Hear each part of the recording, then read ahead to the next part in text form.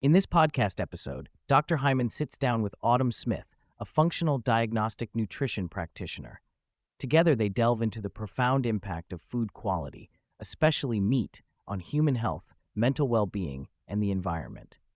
Autumn's personal health journey, scientific insights, and her mission to restore nutrient density in our food system provide a powerful framework for understanding why not all meat is created equal and how it can influence our health. Autumn Smith shares a personal story of suffering from severe irritable bowel syndrome and debilitating gut issues during her youth. Despite appearing outwardly fit as a dancer, she experienced constant and crippling gastrointestinal pain accompanied by intense bloating that made her look pregnant, along with middle-of-the-night stabbing pains.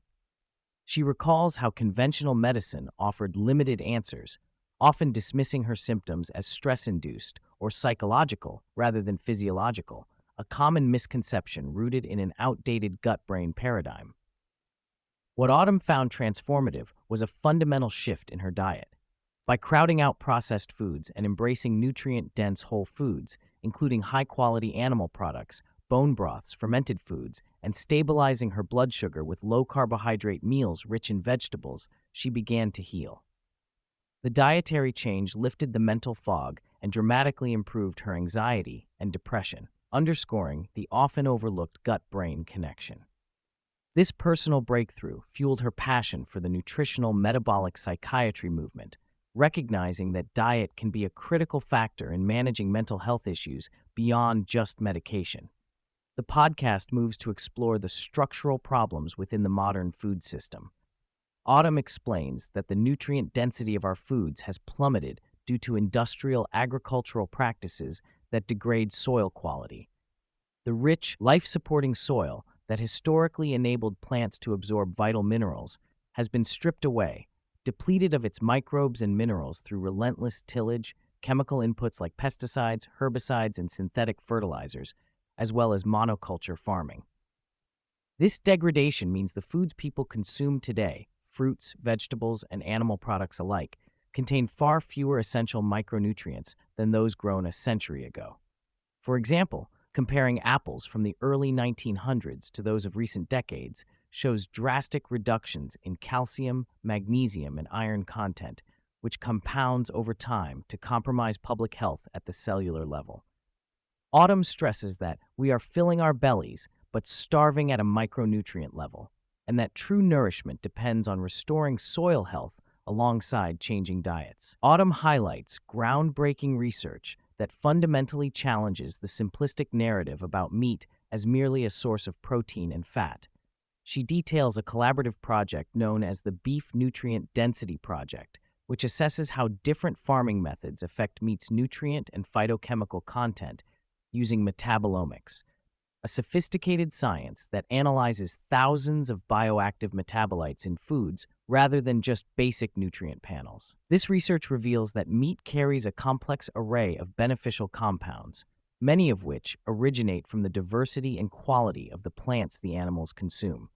Regeneratively raised animals grazing on diverse pastures absorb a vast array of phytonutrients, antioxidants, and healthy fats, which then bioaccumulate in the meat, making it a photograph of the land. This means that the healthfulness of meat depends heavily on the ecosystem supporting the animals. Intriguingly, regenerative meat can contain as many phytonutrients as some vegetables, including antioxidant compounds like carotenoids that give fat a yellow hue, as seen in wild bison or high-quality pasture-raised animals.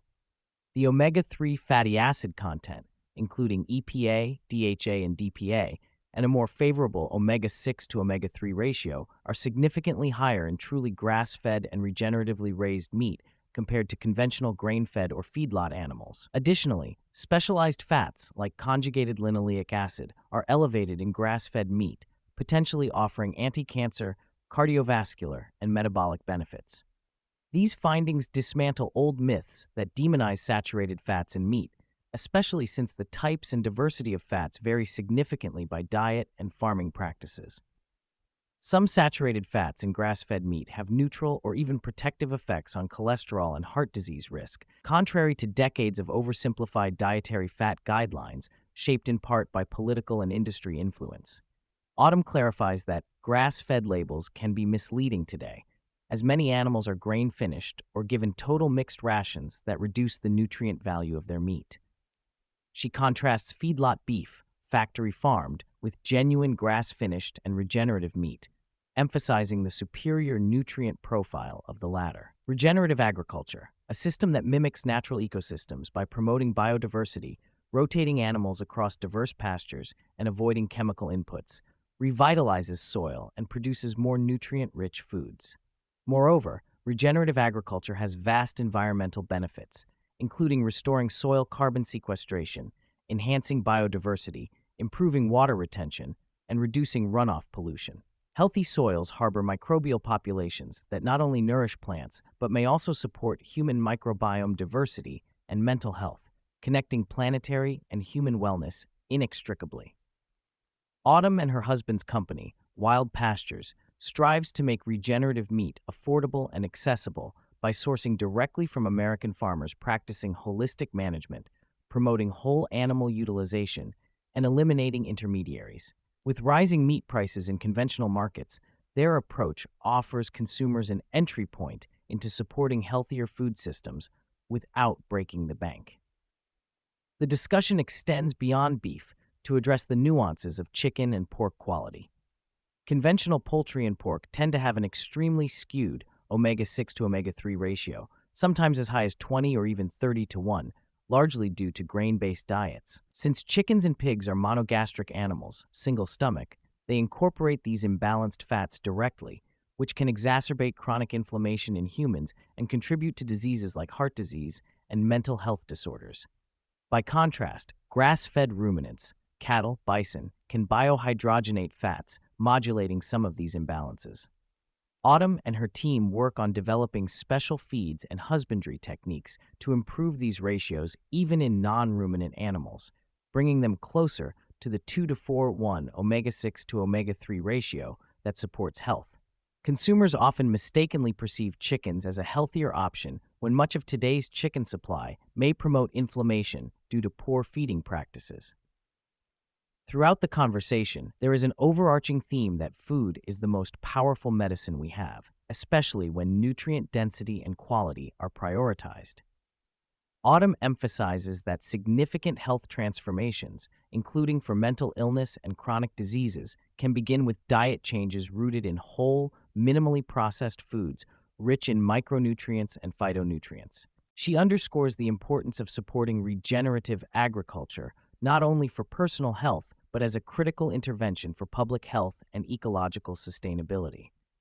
While affordability is a legitimate concern, Autumn and Dr. Hyman encourage small, sustainable changes, like eating more whole foods, cooking at home, exploring organ meats, which are nutrient powerhouses and inexpensive, and buying directly from trusted local sources or companies like Wild Pastures.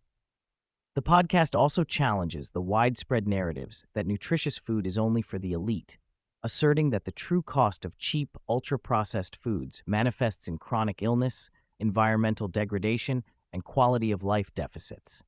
Investing in nutrient-dense, regeneratively produced food is an investment in long-term health and planetary healing.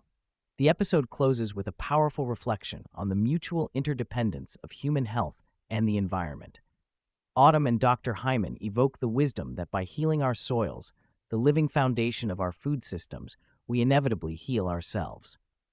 The regenerative agriculture movement, supported by modern science and rooted in ancestral knowledge, offers a hopeful path forward to reclaim vitality for individuals, communities, and the planet. By understanding the intricate science behind meat quality and the role regenerative practices play in producing truly nourishing food, listeners are invited to reconsider their dietary choices and push for systemic reforms in agriculture and food policy.